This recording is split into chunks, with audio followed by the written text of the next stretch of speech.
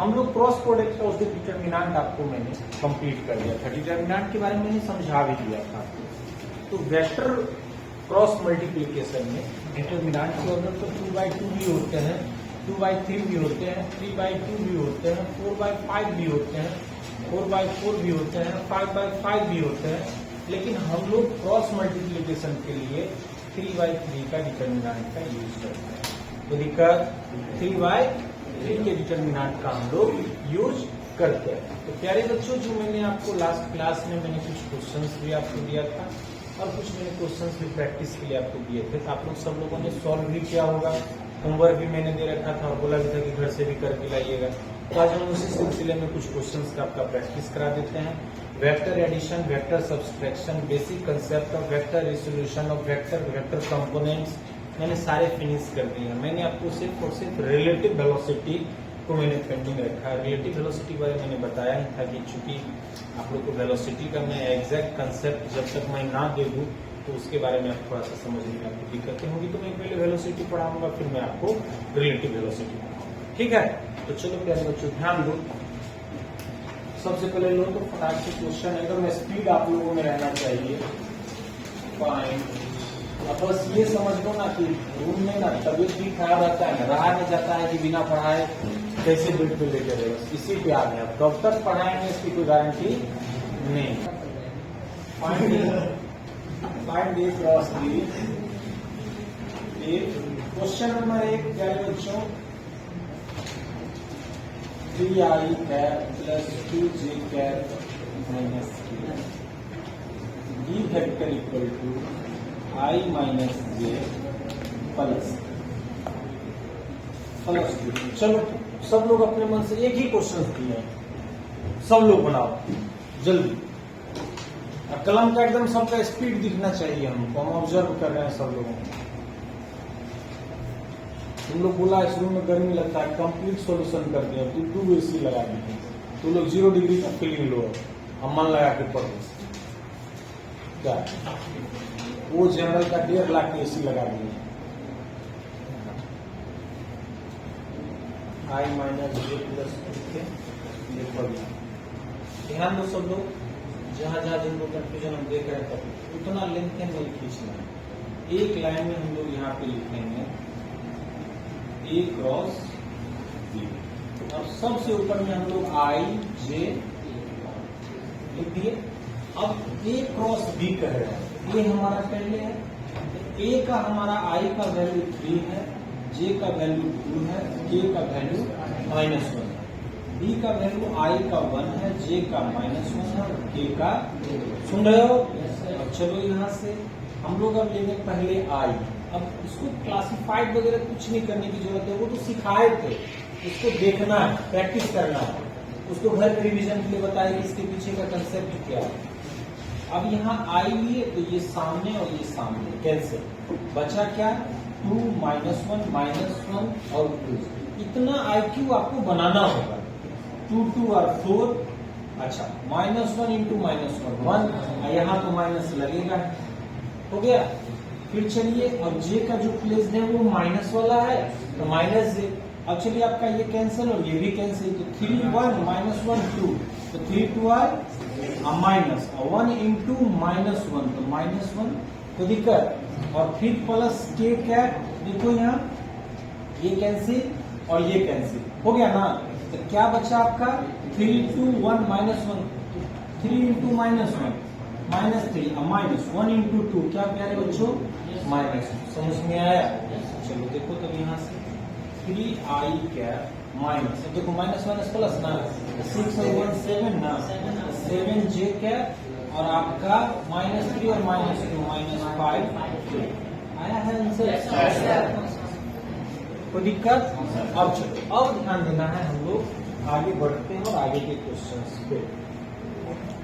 अब एक बात बताओ कि जब हम तुमको डॉट प्रोडक्ट पढ़ाए थे तो क्या बोले थे कि अगर मान लीजिए कि दो वेक्टर, अगर हमको वेक्टर ए और वेक्टर बी दोनों एक दूसरे के म्यूचुअली अगर परपेंडिकुलर हैं तो हम लोगों का उसमें कोई अननोन वैल्यू था तो उसको फाइंड करना था। तो हम लोग a dot B equal to 0 कर लेते थे, चूंकि cos 90 का वैल्यू 0 है। अब देखिए यहाँ पे मैं आपको यहाँ बता रहा हूँ कि जैसा कि हम लोगों को मालूम है कि A cross B equal to, ध्यान देना है, A cross B equal to A B sine theta और ये n क्या है, यानी हमारा रिजल्ट भी क्या है कि वेक्टर है। रिजल्ट भी क्या है हमारा, वेक्टर। अब चलो तो यहाँ ध्यान देना है कि हम A क्रॉस B का ही हम मॉडुलस ले लीजिए, A क्रॉस B का मॉडुलस ले लिए, A क्रॉस B का जो रिजल्ट आएगा उसका मॉडुलस ले लिए।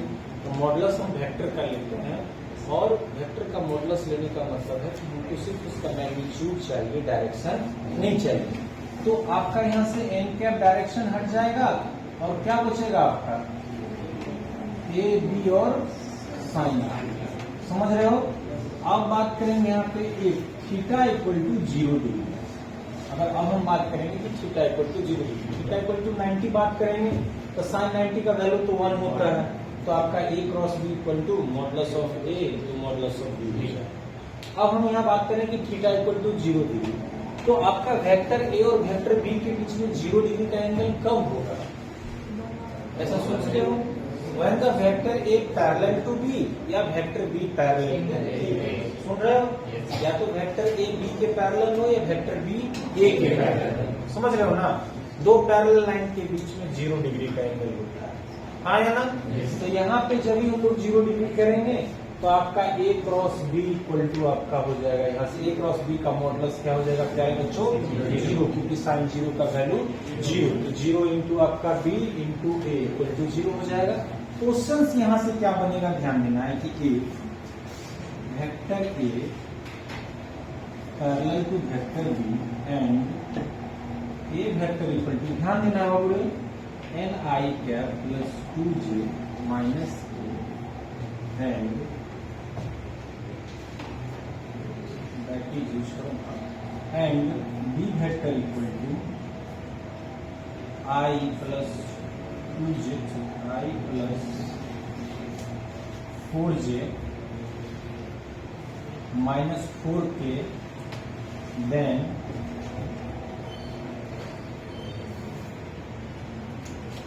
find the value of n।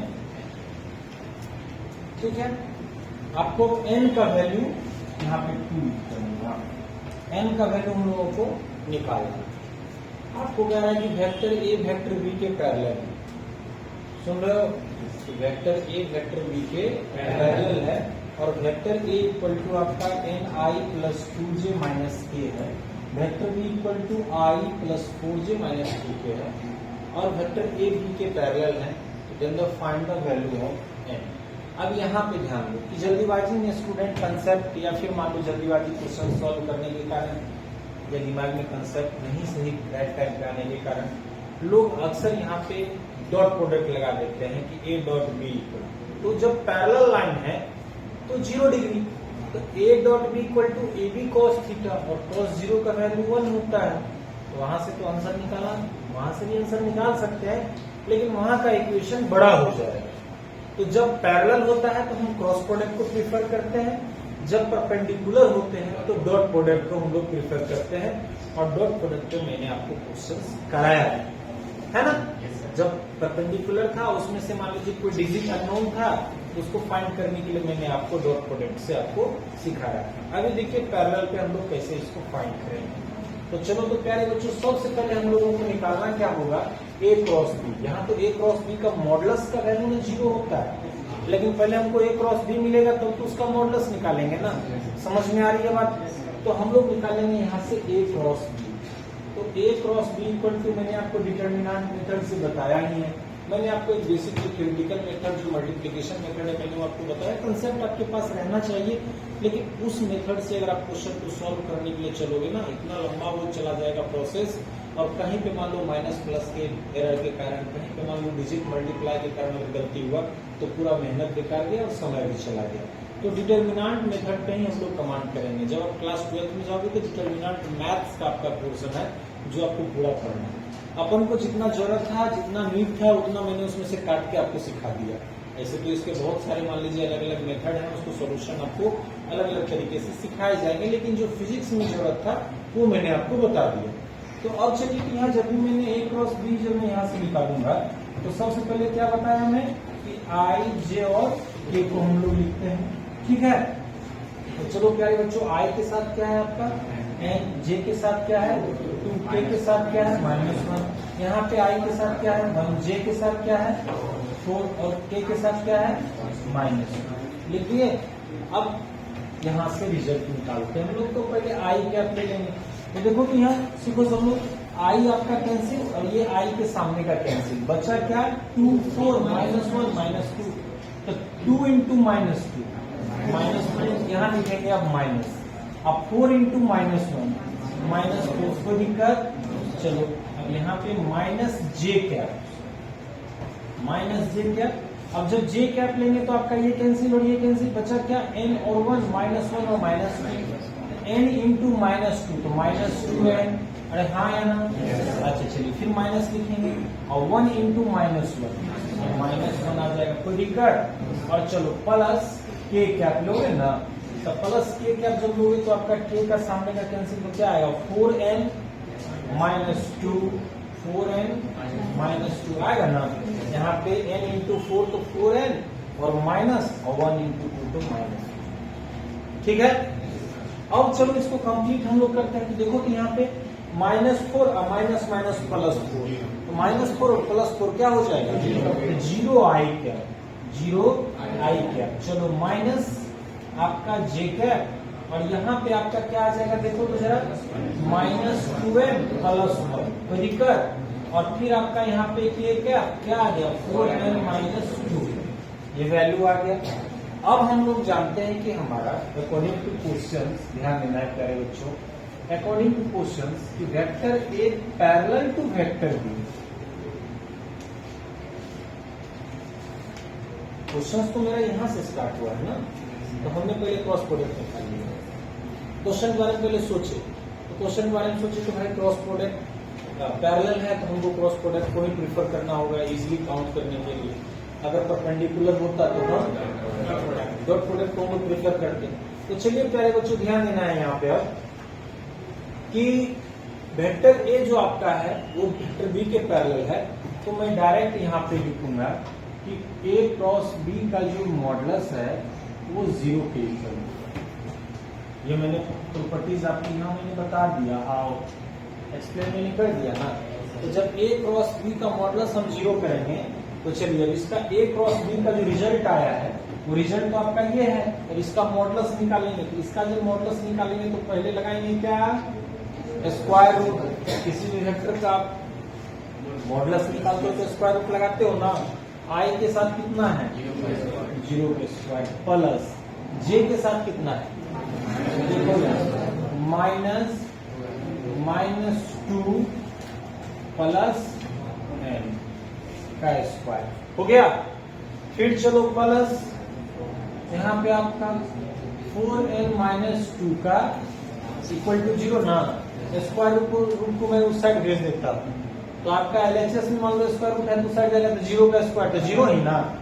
चलिए क्या बचा आपका 0 प्लस, तो देखो स्क्वायर करेंगे तो माइनस माइनस, तो -2n प्लस 1 का स्क्वायर प्लस 4n -2 का स्क्वायर इक्वल टू 0 ना रे। अच्छा लगे 0 का मामला खत्म। अब a -b का होल स्क्वायर, तो देखो 4n स्क्वायर -4n प्लस 1 होगा a square plus b square -2ab -2 into 2n into 1 होगा। चलो फिर आपका यहाँ पे 16n square -16n plus 4 equal to 0। देखो कि यहाँ पे a -b का स्क्वायर हम लोग किए तो 4n का स्क्वायर 16n स्क्वायर -2ab, तो 2 और 4 कितना 2 to 4, अब 4 4 16 -16n अब प्लस 4। अब चलो कि यहाँ से ध्यान दो प्यारे बच्चों, 16n स्क्वायर और आपका ये तो 20n स्क्वायर, अरे हाँ या ना, और ये आपका कितना 20n और ये आपका 1 और ये 5 ना इक्वल टू, मैं यहाँ से 5 कॉमन ले लूँ तो 4n square -4n plus 1 is equal to 0। Discriminant से ही ये सॉल्व होगा, फैक्टराइज से भी सॉल्व हो जाएगा। फैक्टराइज से भी सॉल्व हो जाएगा। देखो तो यहाँ से 4n स्क्वायर को -2n और -2n इक्वल टू 0 हम लोग लिख सकते हैं, हाँ या ना। तो चलो अब यहाँ पे बात बढ़ती है, मैं लिख रहा हूँ, कलर चेंज है, नोट करने में कोई दिक्कत नहीं ना।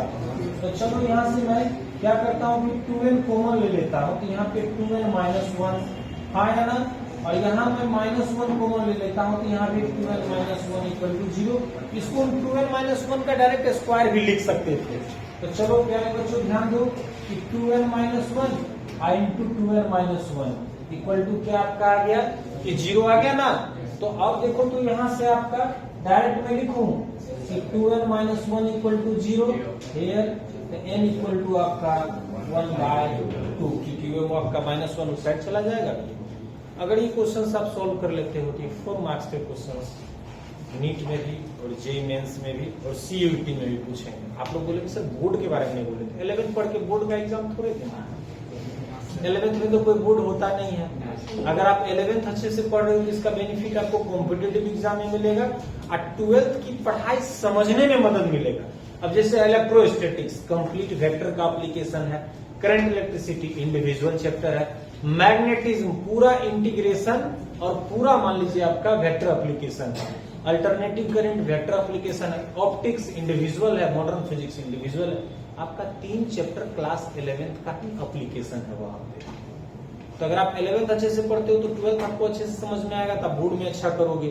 दूसरा आपका अगर 11th अच्छा रहता है तो किसी भी कॉम्पिटिटिव एग्जाम में 50 questions from class 11, 15 questions from class 12। अगर नीट आपको कंप्लीट करना है तो नीट में पहले क्या था कि कुछ ऐसे सिलेक्टेड चैप्टर्स वगैरह थे जिस चैप्टर से बच्चे पढ़ के जाके एग्जाम देते थे, उनका रिजल्ट होता था। अब कमिटी क्या की है कि हर चैप्टर से हल्का ही क्वेश्चन आपसे पूछेंगे, लेकिन हर चैप्टर और हर टॉपिक से पूछेंगे। अब इसके चक्कर में आपको पूरा सिलेबस अच्छे से पढ़ना पड़ेगा, तभी आप कंप्लीट कर पाओगे। देख रहे हो कितना कितना हाईएस्ट मार्क्स जा रहे हैं। पढ़ने वाले बच्चों की संख्या इतना ज्यादा और मेहनती बच्चे इतने हो गए हैं, जब कम मार्क्स पे तो सिलेक्शन होने की कोई चांसेस ही नहीं है। सिमिलरली जेईई मेंस में भी आपका वही है। और सबसे कम से कम सेंट्रल यूनिवर्सिटी 11th 12th में मम्मी पापा अगर इतने आप पे खर्च कर रहे हैं, एक अच्छे इंस्टीट्यूट में आपका एनरोलमेंट कराया गया है, तो कम से कम सीयूईटी क्वालिफाई करके सेंट्रल यूनिवर्सिटी में एडमिशन लेना चाहोगे। अपने समस्तीपुर के पूसा यूनिवर्सिटी में देखो विदेश के बच्चे यहाँ आके पढ़ते हैं, क्या हमारे जिला के बच्चे वहाँ नहीं पढ़ सकते हैं? बस एक सीयूईटी निकालो, आईसीआर के थ्रू उसमें काउंसलिंग करा लो, एडमिशन इसमें आराम से इजीली ले सकते हो। किसी भी कोर्स में एडमिशन ले लो। नई सरकारी जॉब पक्की हो रही है, ग्रेजुएशन के बाद मास्टर्स कर लो, मास्टर्स के बाद पक्की नहीं हो रही है, पीएचडी करके उसी यूनिवर्सिटी में प्रोफेसर बन जाओ। बाहर में पान का 4-5 को बढ़िया बढ़िया दुकान है, मसालेदार पान खाओ, दीवार पे थूको, राजनीति करो। प्रोफेसर का मतलब यही होता है। कहीं भी, चाहे दिल्ली यूनिवर्सिटी हो, जेएनयू हो, कोई भी सेंट्रल यूनिवर्सिटी, अगर आप लेक्चरर हैं, प्रोफेसर हैं, तो गवर्नमेंट इस पोस्ट को एक प्रेफरेंस दिया है कि ये कभी भी मन करे तो इसको इलेक्शन लड़ सकता है, इलेक्शन हार जाएगा ताकि फिर से ये नौकरी शुरू कर सकता है। चुनाव लड़ जाओ 3 महीना का छुट्टी लेके, चुनाव जीत गया तो बढ़िया विधायक जी, सांसद जी, हार गया तो फिर से आके प्रोफेसर जी। बिस्किट में पार्ले जी लगा हुआ है तो प्रोफेसर जी, विधायक जी और सांसद जी में जी का है। बिस्कुट में पार्ले जी है ना, बताओ बिस्कुट को हम लोग जी कह रहे हैं, पार्ले जी डायरेक्ट पार्ले नहीं कह रहे हैं। तो प्यारे बच्चों जी भी हम कह सकते हैं ना, आप तो उससे बेहतर बिस्किट से ज्यादा सम्मानित आप लोग हो। चलो नोट करो, ठीक है, वो पता चलेगा समय से। नोट कर लिए सब लोग। Question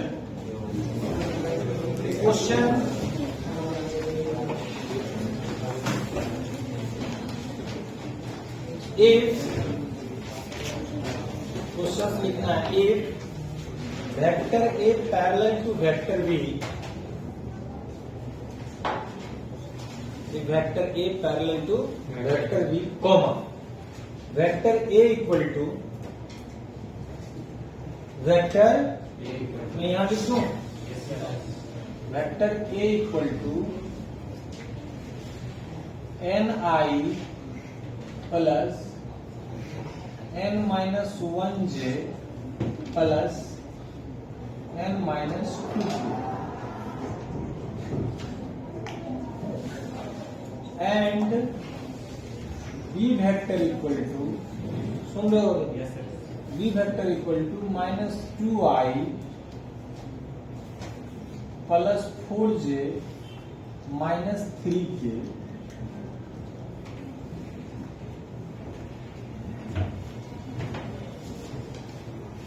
v vector equal to -2i plus 4j minus 3k. Then find the value of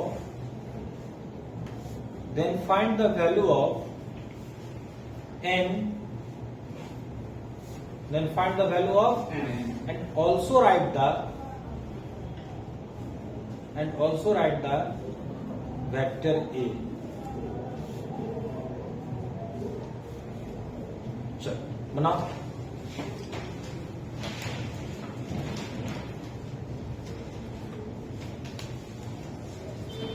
बताओ आगे. देखो तो सबसे पहले क्या फाइंड करना है हम लोगों को? a cross b. चलो यहाँ पे i j और k लिख दिया ना. अब बताओ तो i में वैल्यू है आपका a का n, इसका n-1 और इसका n-2. इसका वैल्यू है -2, यहाँ है और यहाँ पे माइनस.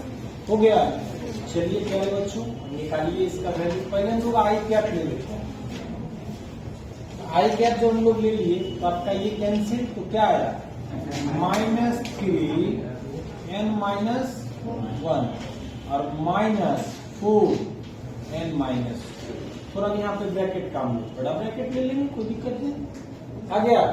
चलो फिर -j कैप, तो आपका ये कैंसिल, तो क्या आ जाएगा? -3n. अच्छा माइनस, तो माइनस माइनस ये प्लस ना. अरे हाँ ना, डायरेक्ट कर दो प्लस. माइनस तो लिखोगे ही, यहाँ पे लिखो -n-2. तो मैं इसी के लेके कह रहा था कि माइनस माइनस प्लस एक ही बार में लिखो. तो चलो आपका ये भी कंप्लीट. फिर आपका k कैप, थोड़ा सा कैलकुलेशन पे तो कमांड आप लोग को करना होगा. कितना आ जाएगा? 4n, बोलो जल्दी.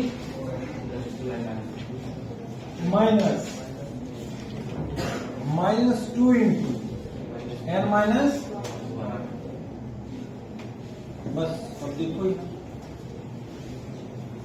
-3n प्लस 3 होगा -4n प्लस 8 j कैप. देखो -3n minus minus plus 2n -4 नहीं होगा. -3 ये माइनस माइनस प्लस ना, तो 2n आप 2 इंटू -2 -4. फिर प्लस k कैप. अब देखिए यहाँ पे आपका क्या 4n, अब ये माइनस माइनस प्लस ना, तो प्लस 2n -2. देखो i कैप. अब ध्यान देना है -3n -4n -7n, ये कितना आपका 11. चलो -j कैप. अब देखो यहाँ पे ये कितना -n-4. हाँ या ना. चलो फिर k कैप कितना आपका ये 6n-2.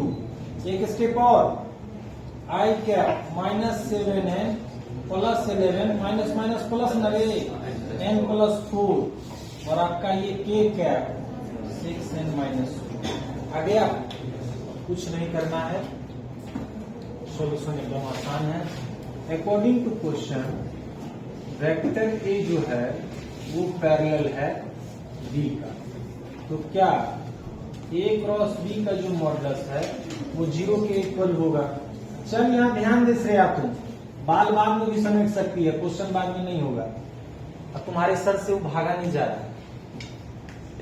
पढ़ाई से ज्यादा तुम लोग ऐसे ऐसे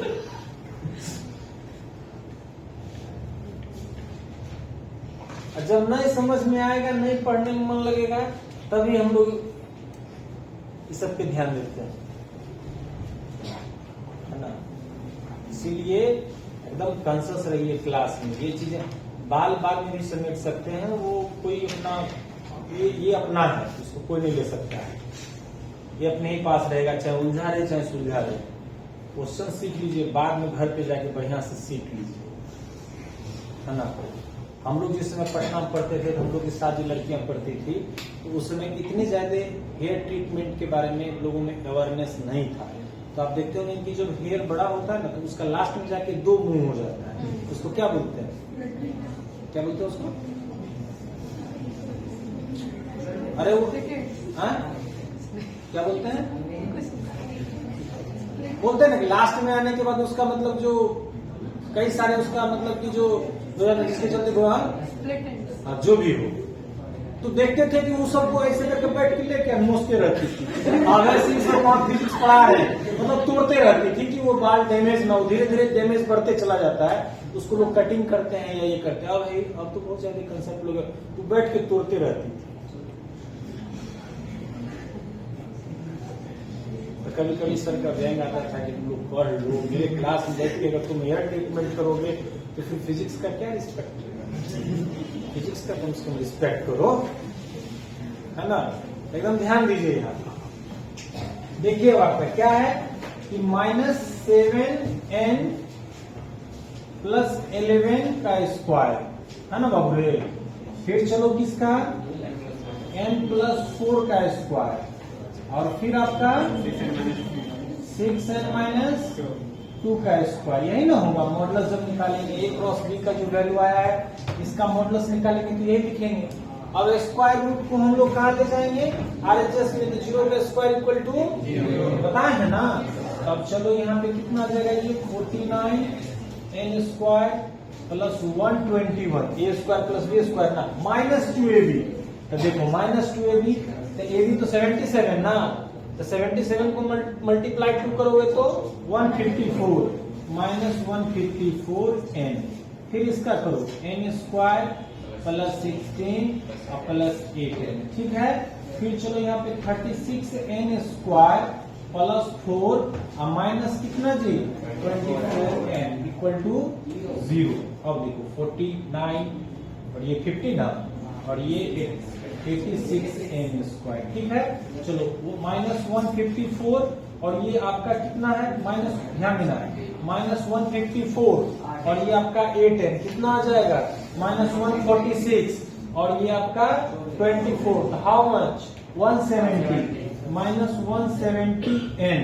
उसके बाद देखो 121 + 16 और +40, ये 125 और 16 तो 141 इक्वल टू 0। अब यहाँ से आप n का वैल्यू निकाल सकते हो, हाँ या ना? अरे नहीं बोल रहे हो, निकाल सकते हैं। अगर मान लीजिए फैक्टराइजेशन से मेरा नहीं आ रहा है तो हम यहाँ पे किसका यूज करेंगे? डिस्क्रिमिनेंट का यूज करेंगे और हम लोग निकाल लेंगे। निकालो, मैं डिस्क्रिमिनेंट के ही यूज पे मैं निकाल दूं। तो चलो therefore n equal to -b, तो -170 ± √b स्क्वायर ना, तो -170 के स्क्वायर -4ac ना रे, हाँ तो 4 × 86 × 140 डिवाइडेड बाय 2 है ना, तो 2 × 86। चलो करके निकालो, जल्दी से शुरू करो। ये क्वेश्चन का कैलकुलेशन बड़ा हो गया, इतना बड़ा कैलकुलेशन नहीं रहेगा, हम लोग के प्रैक्टिस में आ गया कोई बात। चलो जल्दी करो।